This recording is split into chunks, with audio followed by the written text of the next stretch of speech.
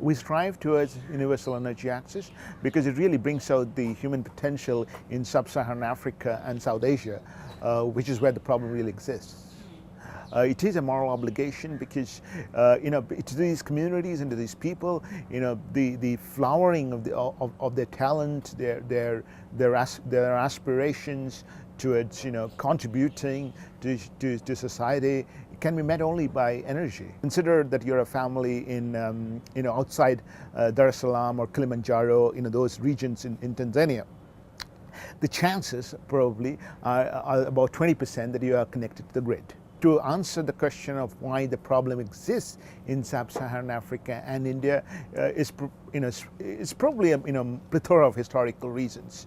It probably stems from issues of poverty, issues of lack of infrastructure development during long periods of colonial rule, and perhaps even issues of certain development agenda being prioritized over other development agenda post these countries' independence. The problems around demand essentially lie around the fact that these countries are developing, right?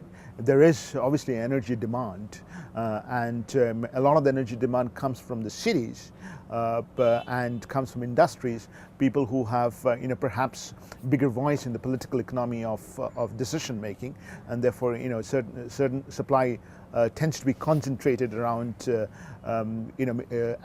first of all realizing their demands. The suggestion that I would have is that if you are a regulator, or if you are in the policy, or you are in influencing policy for your nation or your constituency, then you really need to think about your people, and the poor and the vulnerable are the people that you really need to be most concerned about. In many of these countries, have people who have the ability to get things for themselves. It's the poor and the vulnerable who really need the support, and I really think that that's what you should be thinking most about.